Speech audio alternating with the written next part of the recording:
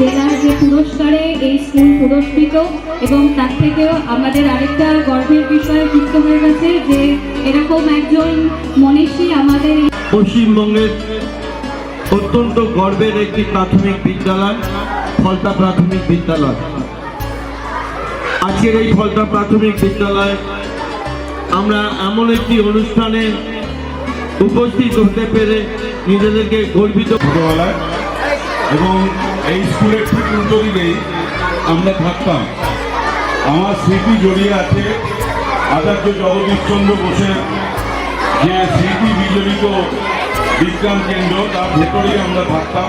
আমার বাবা এখানে চার্জে ছিলেন। ছোটবেলা থেকে আমরা এখানে দেখেছি, আমি হয়তো তাকে দেখিনি, তার যে রিসার্চ, তিনি যে রিসার্চ করতেন, তার ভাগ্নে ডক্টর বি.এন. বসু, প্রধান শিক্ষক তিলক লস্কর মহাশয়, বিদ্যালয়ের শিক্ষক শিক্ষিকাবৃন্দ,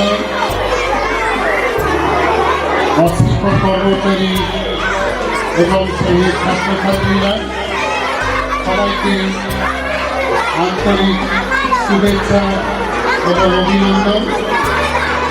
আজকের এই শুভ দিনে